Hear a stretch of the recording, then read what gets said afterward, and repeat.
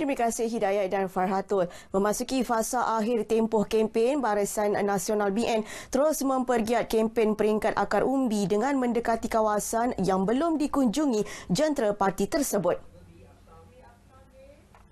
Calon BN Don Lendu, Datuk Seri Sulaiman Mat Ali memaklumkan jentera parti juga memberi tumpuan kepada pengundi putih BN untuk memastikan mereka keluar menunaikan tanggungjawab sebagai pemilih Sabtu ini. Di saat akhir ini, jentera yang akan bertugas di D-Day mesti bersiap sedia memastikan kesiapan dan kesiapsiagaan itu pada hari mengundi itu dalam keadaan yang teratur.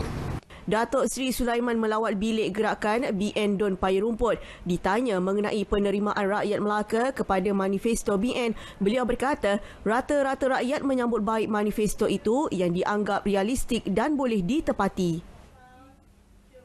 Tinjauan RTM menjelang hari mengundi mendapati aktiviti kempen secara fizikal mahupun secara dalam talian giat dijalankan calon-calon bertanding, terutama calon belia yang baru pertama kali dicalonkan. Pelbagai kaedah digunakan untuk mendekati masyarakat setempat, terutama bagi memastikan mereka akan menunaikan tanggungjawab pada hari pengundian nanti. Bagi calon Barisan Nasional BN Don Paya Rumput, Dato' Rais Yassin, kelebihan sebagai anak tempatan di kawasan yang ditandinginya terus dimanfaatkan dalam mendekati pengundi dan mendengar masalah rakyat. Bagi saya selaku calon baru di N13 ini, saya nampak ada positifnya kerana kita selaku orang muda ada idea baru. Macam saya telah bergerak dengan truk LED selama hampir 2 minggu lah, bagi kita menerangkan kepada rakyat, khasnya pengundi di Don Paya Rumput ini, apa yang ingin kita lakukan, siapa kita, kenapa perlunya mandat diberikan kembali kepada Parti Barisan Nasional ini. Bagi calon PH Pengkalan Batu, Muhammad Danish Zainuddin, walaupun berdepan kekangan untuk berkempen disebabkan SOP ketat, namun usaha mendekati pengundi tetap diteruskan melalui pelbagai cara. Kita juga pergi ke premis awam seperti surau dan masjid. Dalam masa kita menunaikan ibadah tu untuk Tuhan Yang Esa, kita juga mendekati pegawai syarak dan juga penduduk tempatan yang menunaikan ibadah juga di kawasan tersebut. Jadi dari satu sudut itu adalah bagaimana kita reach the grassroots. Dalam masa sama kita juga fokus kepada media-media yang ada, ya. Sementara itu, calon putera Don Paya Rumput Muhammad Hashidi Muhammad Zain dan calon Perikatan Nasional PN Don Bukit Katil Muhammad Al-Hafiz Yahya ingin memberi tumpuan kepada masalah setempat dan isu anak muda. Masalah longkang tersumbat. Di kedai-kedai makan saya nampak banyak longkang-longkang tersumbat di kampung-kampung. Longkang-longkang tersumbat penuh dengan sampah menyebabkan banjir itu berlaku. Yang ketiga berkenaan tentang peniaga-peniaga kecil yang tidak dapat lesen perniagaan. Itulah saya sebagai anak muda di sini rasa amat terkilanlah. Sekiranya saya diberi mandat, saya akan usahakan kerja-kerja yang apa yang saya cakapkan ni saya akan laksanakan. Isu ekonomi anak muda amatlah perlu ditekankan di peringkat Bukit Katil kerana kepadatan penduduk itu ramai orang beralih arah kepada mencari pendapatan alternatif iaitu berniaga. Dan insya-Allah jika diberi ruang dan peluang, saya sendiri membawa satu manifesto sendirilah untuk mengusahakan. 16 calon wanita yang bertanding merupakan calon muka baharu dan dalam kalangan belia. Tanpa pengalaman, mereka perlu fokus pada komitmen untuk membangunkan kawasan masing-masing sekiranya diberi mandat. Calon Barisan Nasional Don Kesidang Leong Huyin, 29 tahun, mengakui kempen menerusi media sosial memerlukan fokus dalam menyelesaikan masalah penduduk terutamanya berkaitan banjir kilat selain fokus pembangunan di Kesidang dan agenda memperkasa wanita. Ada teamwork dan mereka boleh support saya. Ya, jadi pengalaman mereka dan systematic of Barisan Nasional kan, kita memanglah boleh buat terbaik untuk Kesidang. Jadi kita hanya boleh guna media untuk macam mana? Untuk kasih orang tahu apa kan kita punya manifesto, apa yang kita nak buat macam tu. Calon Perikatan Nasional PN Don Kota Laksmana Karen Fong Kai Ling pula melihat usia 27 tahun tidak menghalangnya untuk berkhidmat kepada rakyat. Tumpuan terarah kepada penyelesaian masalah trafik dan banjir kilat selain memperkasa golongan wanita. Salah satu cara yang akan saya target itu audiens ialah saya guna itu social media. Kerana saya ada buat banyak video content dengan I ada online media cover so that I boleh deliver saya message to itu pengundi di Kota Laksamana dan juga itu rakyat Melaka. So other than that, I pun ada pergi itu kedai-kedai, jalan-jalan dan makan. Saya ada communicate dengan itu local people. Seperti biasa, kita lihat kandungan kempen maya calon-calon bertanding di PRU Dun Melaka.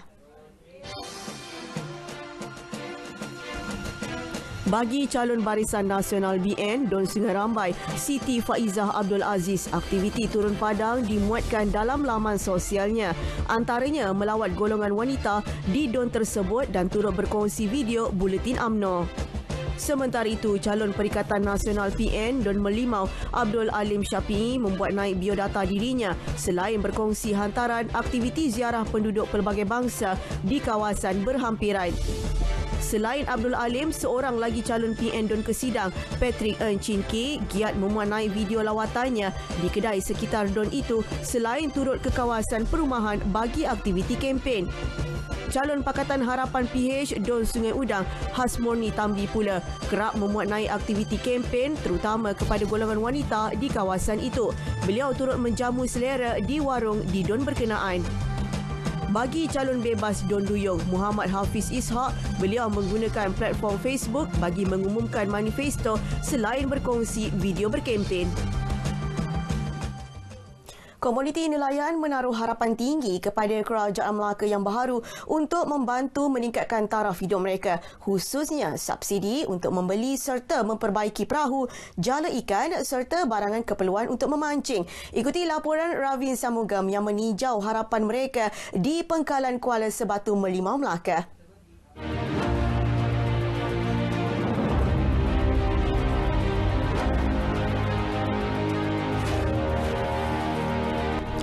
Hari ini saya berkesempatan mengikuti rutin harian nelayan turun ke laut. Cuaca panas terik tidak menjadi halangan kepada Azrul Zahar dan Muhammad Ali Hatim untuk meneruskan kerja yang sudah menjadi tradisi turun-temurun. Azrul Zahar yang menyara hidup sebagai nelayan sejak 20 tahun lalu berkata pendapatan beliau meningkat 30% baru-baru ini setelah mendapat bantuan kerajaan negeri. Beliau berharap kerajaan akan menggalakkan penglibatan lebih ramai golongan muda dalam bidang pertanian dan perikanan. Dalam tahun ni saya dapat peruntukan daripada agropreneur lah, daripada kerajaan negeri iaitu perikanan yang banyak membantulah. Dia bagi saya 20,000 untuk panggal kupang. Alhamdulillah lah. Membantu abang macam mana? Alhamdulillah dengan ada peruntukan yang diberi ni dapat membantu saya lah untuk menambahkan pendapatan lah. So benda ni kita dapat meningkatkan lah. Kami anak muda ni sentiasa mengharap lah agar perbanyakkan lagi bajet-bajet untuk usahawan muda lah. Terutamanya sebab pemuda ni adalah teras pada negara. So orang kata pertanian adalah perniagaan. So benda ni merupakan satu perniagaan pada anak-anak muda lah. Tumpukanlah sikit pada pesisir pantai ni kan. Pasal mandangkan sini banyak ke dan nelayan banyak kan. Tak, kami bukan suka nak minta sangat kan. Kalau dia bagi kan ada kan buat kata macam ekosistem elok, ada kedai-kedai meniaga macam kedai dalam meniaga, ada aktiviti boleh attract kawan-kawan TDC pun datang. Harapan sama turut disuarakan petani Ma'adum Samad yang mahu lebih banyak bantuan diberikan kepada golongan petani agar boleh berdikari termasuk sebagai usahawan tani. Dia bagi mesin dan dapat juga saya mengusahakan mesin tu lah. Membuat dodol tu tadi. Dengan dikenali dodol warisan nenek. Jadi dengan dodol tu pun insya-Allah lah dapatlah saya menambah pendapatan saya lah. Terpakai contoh ni lah. Ini pun hasil daripada bantuan daripada Jabatan Pertanian. Pokok kelapa dia bagi dulu seorang-seorang 10 batang.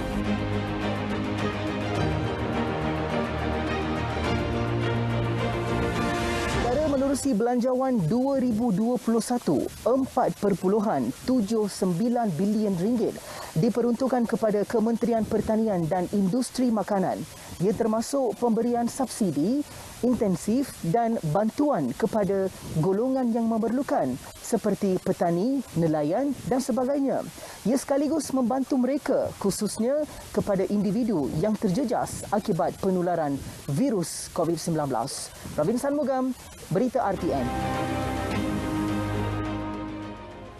Melaka antara negeri yang menjadi tumpuan ramai apabila industri pelancongan dibenarkan beroperasi semula Oktober lalu. Selain terkenal dengan kepelbagaian makanan tradisi, muzium antara tarikan pelancong yang datang ke negeri ini. Ikuti laporan wartawan Nur Syafina Sari.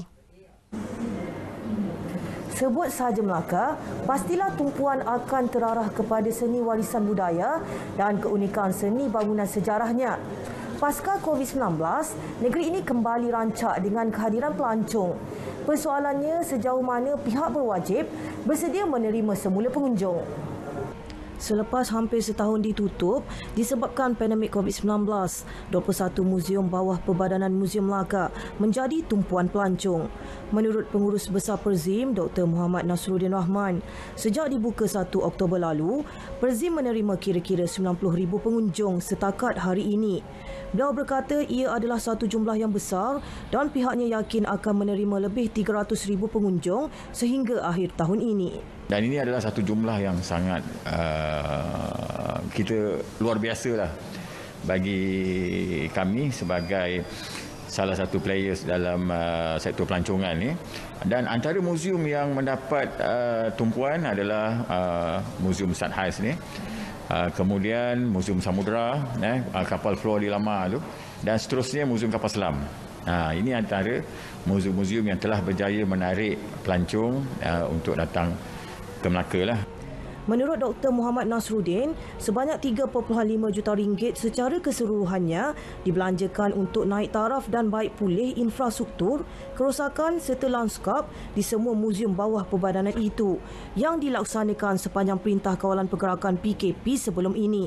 Ia dilaksanakan bagi keselesaan dan keselamatan pelancong yang berkunjung. Kami juga selain daripada pameran tetap yang ada ni, kita juga ada program-program tertentu yang kita berikan, yang kita berikan kepada pelancong ni. Jadi pelancong-pelancong ni boleh menjalankan aktiviti-aktiviti yang secara interaktif. Contohnya di Perkampungan Hang Tuah.